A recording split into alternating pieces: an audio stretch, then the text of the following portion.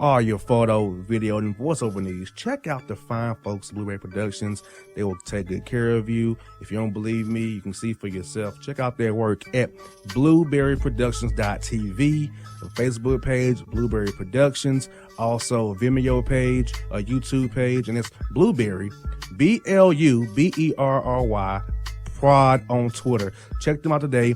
Blueberry Productions, great people, great work, great service. Hey there, your yard took a real beating this summer. Luckily, Scott's Turf Builder Winter Guard has your back. Just feed your grass with Scott's again this fall when the air is cool and the soil is warm. It's the perfect time to give your lawn a boost. If you do, Winter Guard will give your yard the nourishment it needs to help weak, thin grass recover and support root growth, giving you a greener, more resilient lawn both now and next spring. Guaranteed. Grab a bag of Scott's Turf Builder Winter Guard today. You'll be back to barbecuing in no time. This is a Scott's Yard.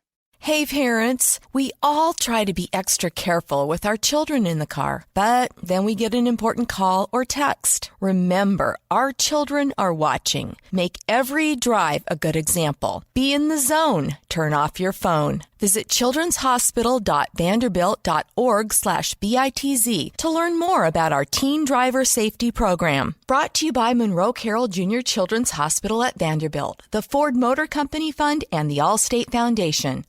Hello, my name is Travis Williams, President and CEO of Academics and Athletic Consulting, focusing on educating and empowering tomorrow's collegiate athletic leaders. My passion is for the education and genuine concern and care for today's student athlete. It's the centerpiece of my life's work. A college education, both in and out of the classroom, is a truly rewarding benefit. For more information on AAC, you can go to www.academicsandathleticsconsulting.com. Once again, www.academicsandathleticsconsulting.com. Or you can follow me on Facebook at Academics and Athletic Consulting, or Twitter at Coach TWill24, or Instagram Travis L. Williams 24. Or you can call me at 404-542-6079. Once again, AAC is very proud to partner with J.R. McHenry of the Bossman Radio Show, covering sports and entertainment across the country. Please tune in weekly for informative, entertaining, and expert analysis on today's sports and entertainment topics. Thank you.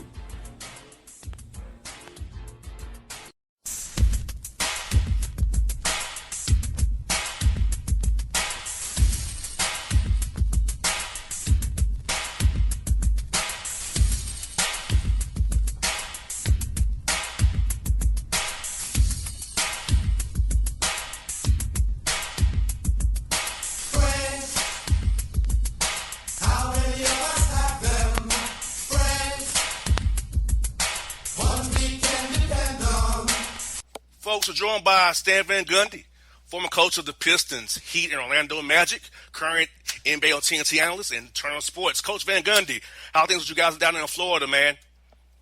Well, other than the fact that we have a surging number of cases of COVID-19, everything's going well. We're keeping ourselves fairly isolated, so all is good here, but it's a little scary in the state. Coach, I know you and I are on the same way politically here. Between your governor and my governor here in Georgia and governors in Arizona and Texas, I don't know what virus they're looking at. Because I see a very dangerous virus that can kill people. And so I don't know what they're doing. And I'm worried about the bubble as well, Coach, with the cases rising in Orange County and Central Florida in general. I'm worried about the bubble as well. Yeah, I am too, because there are workers, that have to come into those hotels that live in Central Florida, where we're having a greater number of cases, and they have to come into those hotels and work. Now they're keeping them away from the players supposedly, but still it's not a perfect situation. But we're a lot like you guys are in Georgia, in that we're having to rely on our mayors to do the right things, and certainly Keisha Lance Bottoms is trying to do the right thing. We have Jerry Demings, Val Demings' husband, here is the mayor of Orange County in Florida. He's requiring face masks be worn.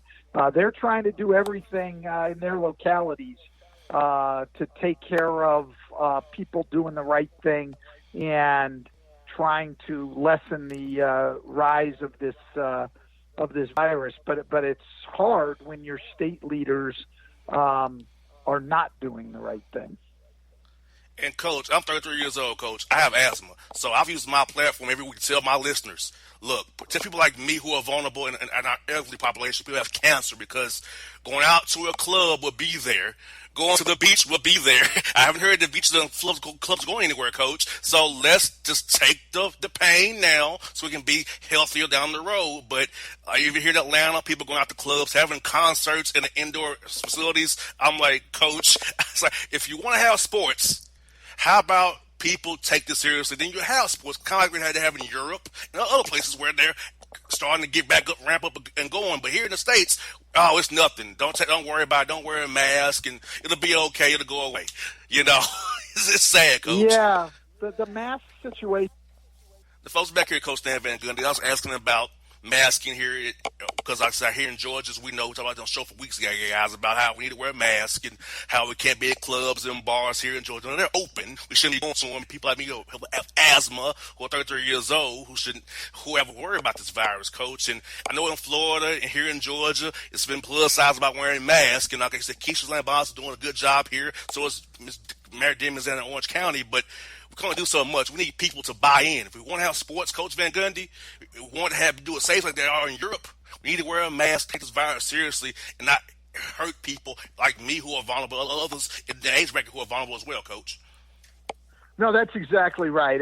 How this became a political issue is beyond me. Listen, to me, if you care about the people around you, you care about the people in your community and the people you're going to come in contact with, you wear a mask. I mean, the fact that people are out in public not wearing a mask to me just says that you don't give a darn about anybody other than yourself, and really not even taking care of yourself. So it makes no sense.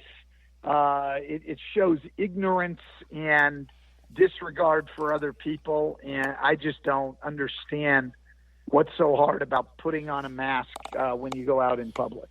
You got that right, Coach. And on the wakes of George Floyd, which happened on Memorial Day, Coach, the nation's been in an uproar about police brutality. And I know back in the 2016, you was on the side of Colin Kaepernick and the Police Coalition about that it is patriotic to kneel for the anthem. And now, full circle, almost 4 years, another election cycle, we have, hey, Colin Kaepernick was right. And seeing George Floyd being lynched on camera for 8 minutes 46 seconds now has gotten people's attention. Now the NBACA is now getting involved with the Racial Justice Committee. So talk about that, Coach, the committee you're on with the NBACA, and finally America awakening to what you spoke about in 16, and so Colin Kaepernick as well, and Anquan Bolden and the Police Coalition, because, Coach, I'm 33 years old, Coach. I was the first one of my family that's quote-unquote had full rights. You know, my mother's 69, my dad's is 79 years old. So I'm the first one born in 87 with full rights per se. And I still don't feel full rights, Coach, because I feel like I still have to go over my shoulder. I feel like I'm not safe. I'm not equal. So I just don't feel great about life a lot of days because I have to drive differently, Coach, and kind of not go this part of town still in 2020. So talk a little bit about that, Coach. I know you've been an advocate for us in the black community about these things, Coach. Well, I would say this, first of all. I would think if you are truly patriotic in this country, then you want your country to be as good as it can be, and that you should constantly speak out about the failings of this country and how we're letting our citizens down. That's what patriotism is to me. The people who will accept less than the best out of their country are not being patriotic at all. I just, that part I have never understood. And look, you were right at the end of what you said, in that you still don't have anywhere near full equality. I mean, look, the slave trade started 400 years ago, and we have not had a time in our history where we've embraced anywhere near equal rights for blacks, or for any people of color, quite honestly. We have never had that. We went from slavery to Jim Crow, to using the prison system to delegitimize black people through mass incarceration, the phony war on drugs, and all of those things. And now we're in a time where people still have to worry about public officials, police officers, endangering their lives, killing them, using excessive force. So this is a tragic history we have in this country, one that we have not been willing to face up to. And to me, and I think to the Coaches Association, that one of their focuses is on education, is you can't correct a situation that you don't know about, that you're not educated on, and that you refuse to face up to. And so I think that's the first part, is us understanding our racial history in this country, being honest about it, and then starting to identify ways that we can get to full equality. And this idea that there is anything out there in this realm that is too radical. I've heard people talk about, defunding the police is too radical. You hear people talk about, reparations as being too radical. What was radical was slavery. What was radical was Jim Crow. What is radical is how we imprison people. And so we need radical solutions. We need a lot to overcome the damage that has been done throughout the entire history of our country. And I'm proud of the NBA Coaches Association. I'm proud of the players who are speaking out. I'm proud of anyone who is speaking out on these things and who is willing to put in their time, put their reputation on the line to make things better. And, Coach, what was sad for me, Coach, is that I got an email from a listener, and they're an outlier. They told me that I was wrong and I'm a supremacist because I'm talking about these issues, and said I've made it. I said, I have not made anything. The Lord blessed me with a job to work for Atlanta Hawks, have a radio show, but I'm still black once I got the radio show or leave the Phillips Arena. I'm still a black man. Have to worry about, it could be me. It could be me being Ahmaud Arbery or Breonna Taylor or George Floyd or anybody one can name. And I'm like, Coach, I feel like with the platform I have, 1 million listeners here in Atlanta and around the surrounding area, we have to talk about these issues now, because now we can't run from them anymore. We have to discuss these issues, get people aware of this, because you have to teach them just by the facts and realness and not conjecture or conflation. And you're straight, so am I. I feel like that's how we can reach people who had their ears closed for all these years. Well, yeah, and I think the one thing, look, NBA fans in Atlanta can be really proud of is the head of the NBCA Committee on Racial Justice is Lloyd Pierce, the coach of the Hawks, and the time and effort he has put into this, and because he's been out at these protests speaking and things, and when the very first meeting of the committee, which I was lucky to be on since I'm not coaching, it was nice of him to bring me in, but Lloyd started off the conversation with, giving sort of his own viewpoint on things. And he said exactly what you had said. He was on the Zoom call. He was wearing, his Atlanta Hawks t-shirt. And he said, if I go outside without this shirt on, I'm not the coach of the Atlanta Hawks. I'm not anything other than a black man in Atlanta, in the South, and I'm as endangered as any other black man. And it was, I'm saying that very matter-of-factly. When Lloyd spoke to the coaches, it was with a great deal of passion. And what you say is right. Listen, my own awareness on these issues has been raised because obviously, coaching in the NBA, and even when I was coaching in college, the people I work with, players, other coaches, are predominantly black men. And when you hear their stories of their own lives growing up and of their families and of their communities, but then even what goes on with them when they're NBA players.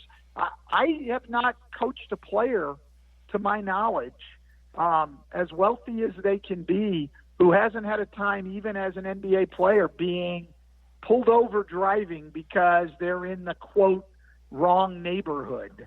Why does a black man have a car that nice? Why is a black man, living in this neighborhood? They all get pulled over. The bottom line is you can't earn your way out of being black.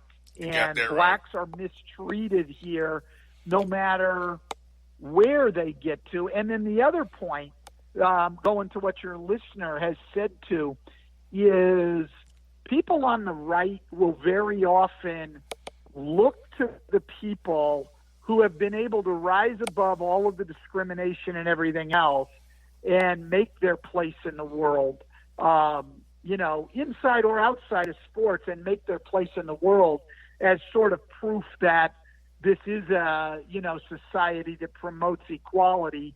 And that's obviously a lot of BS. I mean, you shouldn't have to be exceptional to be able to earn a living and to live a decent life in our society. And that's where we have, put black people, Hispanic people, poor people, is that you're somehow going to have to be that one in a million who can rise above it all. That's not the situation that our country should be creating for people. If there is such a thing as an American dream, then it should extend to everyone in this country.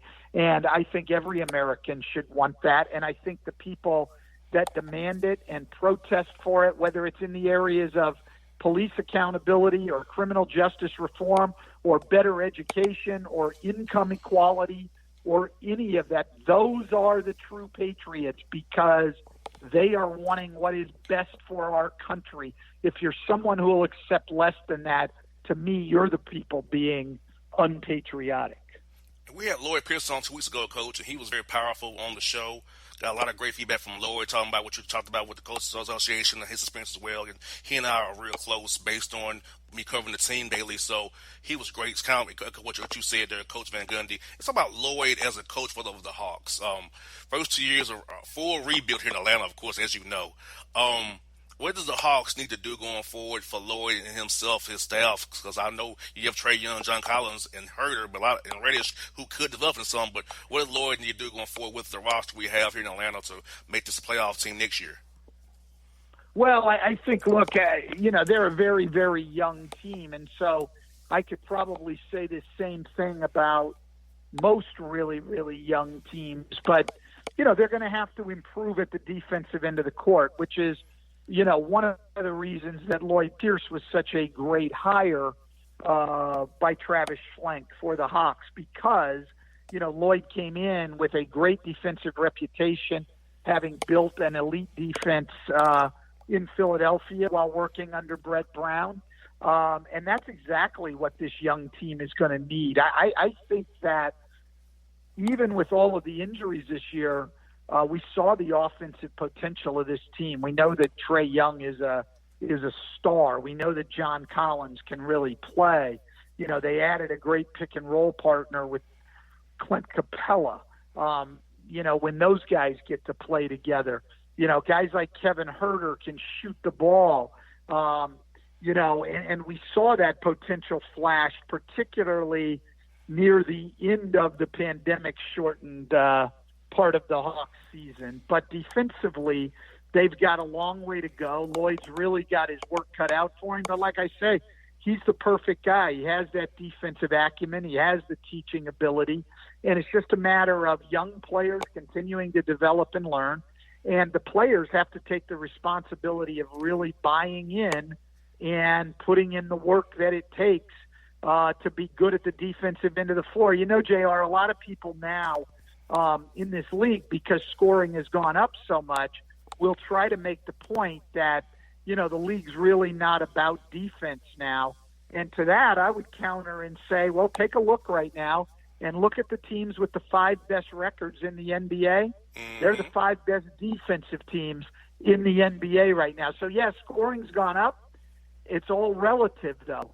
The Lakers, the Clippers, the Bucks, the Boston Celtics and and the Toronto Raptors. Those are your 5 best defensive teams. They've got the 5 best records.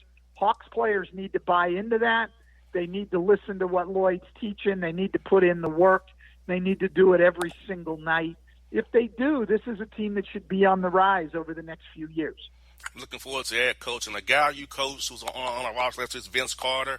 I enjoyed covering Vince the last 2 years. He's such a nice man, open man, willing to talk to you about anything from his life back in Florida to any topic. It was on Vince Carter would talk to you about it on off the record. So you coached him, the Magic coach. So how's he the coach as a player? And what do you see Vince's future as as a broadcaster, or we get into coaching maybe? Because I think he can coach if he wanted to. Vince can do anything he wants to do. It was absolutely an honor to coach him. I'm appreciative of the short time I had with him. Vince is a total team guy, which I think he's shown throughout his career. You know, I mean, you look at the way that he has gone from being one of the brightest stars in the league to accepting a role of coming off the bench to then even accepting a lesser role like this year in Atlanta, where his minutes were really limited. Vince has always been about the team, number one, and then he's a really, really intelligent guy, both in terms of basketball and things off the court. But on the court, a very intelligent guy, and very, very coachable. A guy who always wanted to get better, was always interested in getting feedback.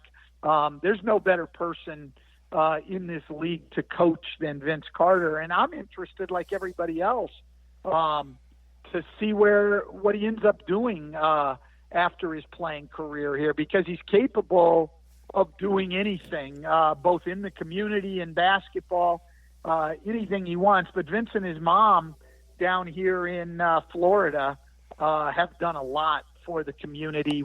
I just saw his mom again right before the pandemic started at a political fundraiser at my house. It was great to catch up with her. They've done an immense amount of good work here in the community. So I'll be following Vince as he heads into his post-playing career life, and I know he will have an impact one way or another, inside or outside of basketball. I would never miss him, Coach. He's a great guy to talk to.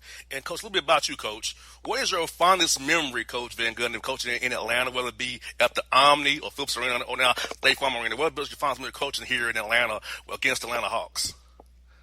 Well, I'm gonna tell you first, before I get to my greatest memory in Atlanta, I'm gonna tell you the most scared I've ever been in my NBA career was in Atlanta. The first time I remember sitting on the bench before the game, and they let that hawk fly down. Oh, yes. And I had no idea it was coming. I was sitting there. I was on the bench there, like, what the hell is that? And I was scared every other time after that also. But that first time when I didn't know what was coming, I was scared out of my mind. I'm not afraid to admit that. So that is, if you ask me the one main memory of my time in coaching in Atlanta, it was that damn hawk. Yes, it scares me too, Coach. It scares me too. Oh, we're together. We're both scared, Coach. I'm scared with you, man. Yeah. So that's my main memory. I mean, you know, and then, you know, there were both good and bad memories, both as my time as an assistant in Miami and then also when I was coaching in Orlando. You know, we had we had the sweep of Atlanta, you know, the 1 year, which is, I still think, the biggest sweep in NBA history. We won by, I think, 26 points a game, and played really well, but then came right back, you know, and had a tough 6-game loss to Atlanta in 2011, I guess. And so a very difficult time where Larry Drew's strategy of, you know, going to a big lineup with Jason Collins against Dwight paid off for them. So, you know, it's like every other arena probably in the league. You have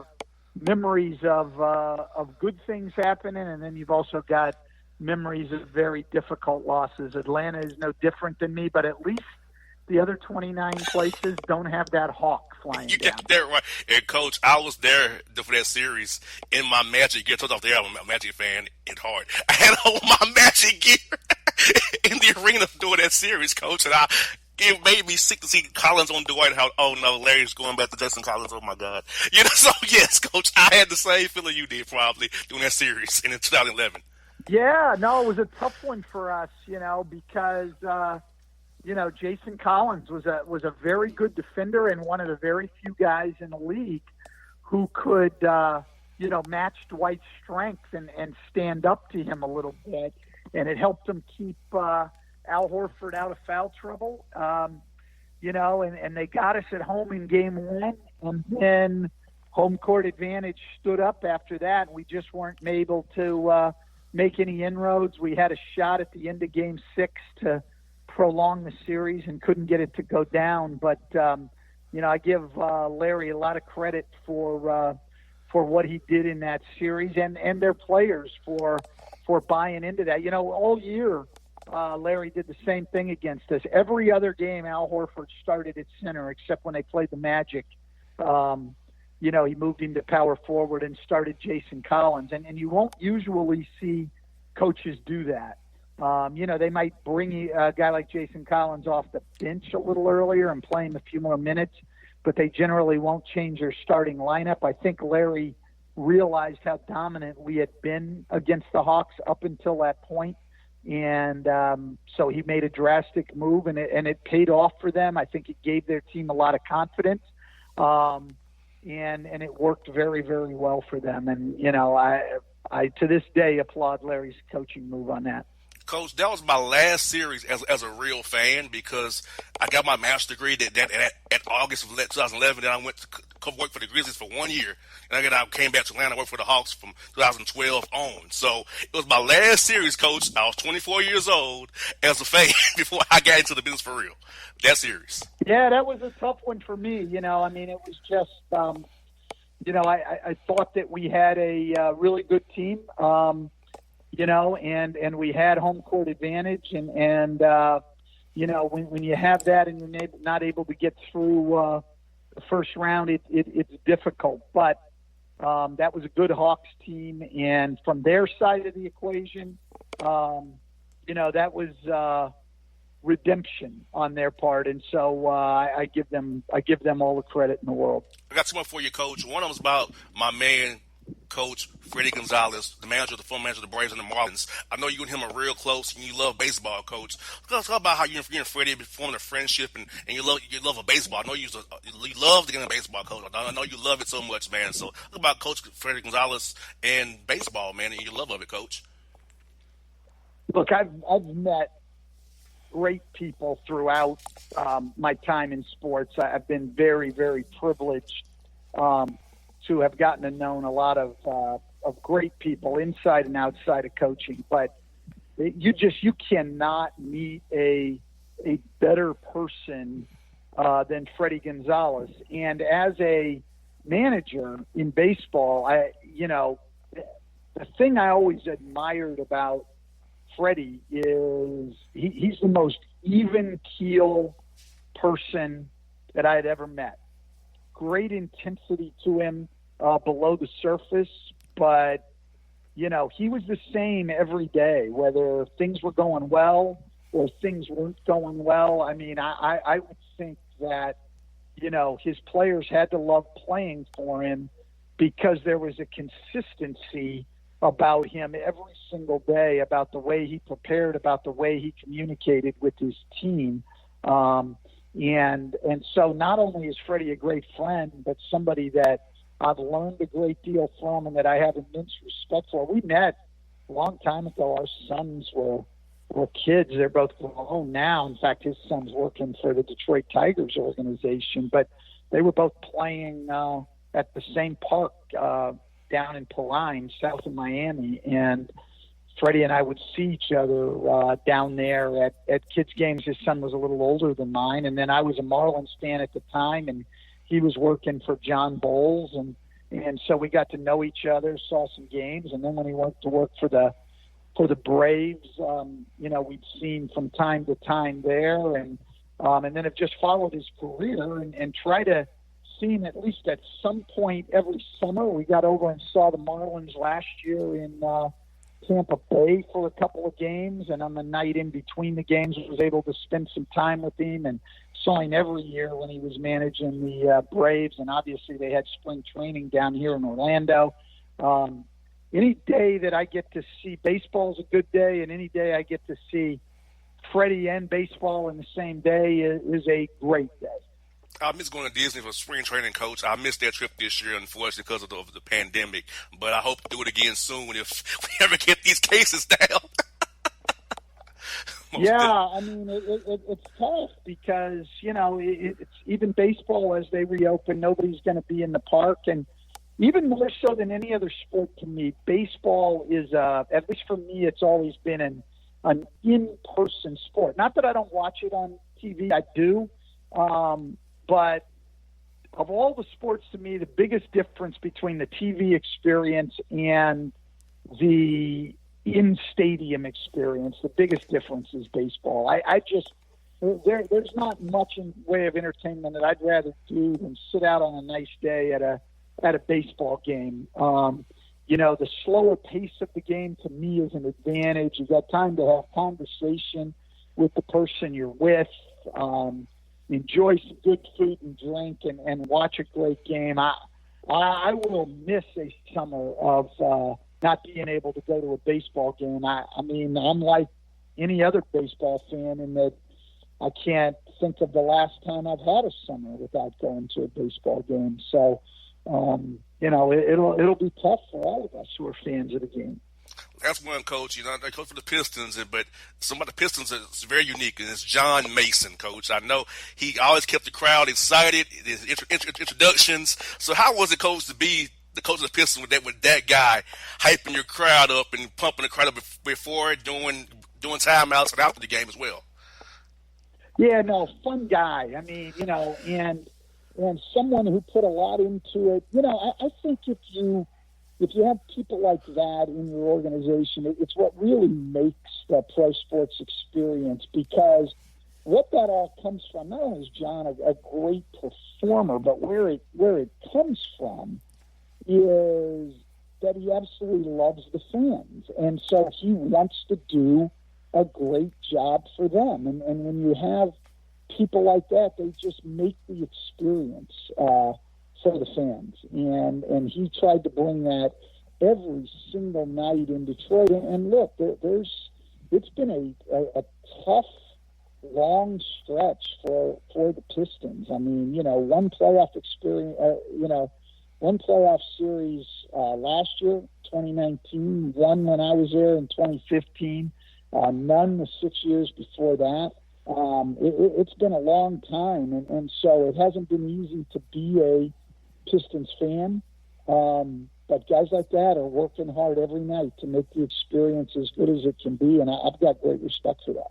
Coach Van Gundy, thank you for your time today. I told you off there, I covered you when it was the Pistons and the Heat and the Magic with the Hawks. I'll see you, and I'm thankful for your time today, Coach. Hope when you come to Atlanta, work for Turner. Hopefully, maybe get some dinner sometime. I'll text you off air so you have my information. But hopefully, we'll see you real soon. And I have a friend of mine, yours, Coach Tyndall. He speaks so highly of you, Coach. I know when he first lost his gig, and he said how you reached out to him and gave him some confidence and keep his head up, and he really appreciates you and your friendship with him, actually. Because Donnie's a great friend of mine as well. Yeah, and a good man, and now back in the college game. So, it's a Polo Junior College. So, I'm sure you will see him have great success, and eventually you'll see him back on a Division I bench. He's too good at what he does to not get back there. Coach, stay safe. Hope to see you soon, Coach. Thank you for your time today. I really appreciate this interview. It's been great. Thank you very much. Yep. All right. Bye-bye.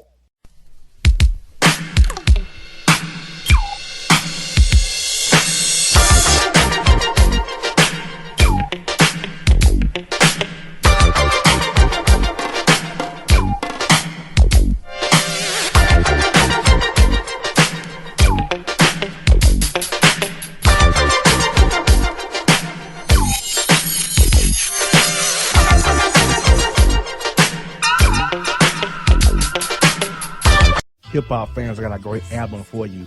Today be having from Family Grind ENT, True Speech, and 313 Fresh. We're going to give you 2 discs, 33 songs of pure, genuine hip-hop. Albums available on iTunes, Amazon, Google Play, illstreetrex.com, and streaming live right now on Rhapsody, Beats Music, Spotify, Xbox Music, Slacker Radio, and SoundCloud. Check them out today. True Speech and 313 Fresh. Family Grind ENT. Believe in it. Get it. A gorgeous tan from Suntan City gives you an inner glow that relights the fire when you run into your first crush. Vicky, who was that? An old boyfriend. Lucky you just tanned at Suntan City. Lucky he's single. We're doing lunch tomorrow. Won't be single for long then. During Tour of the City, try all 5 tans, including spray tan, for just $4.99. Restrictions may apply. Click to buy now. Suntan City, let yourself shine. When you're a teen, you finally get to make some of your own decisions. Who are you going to hang out with? What do you want to be? Are you going to glance at that text while driving? Remember, a split second is all it takes for something tragic to happen. Be in the zone.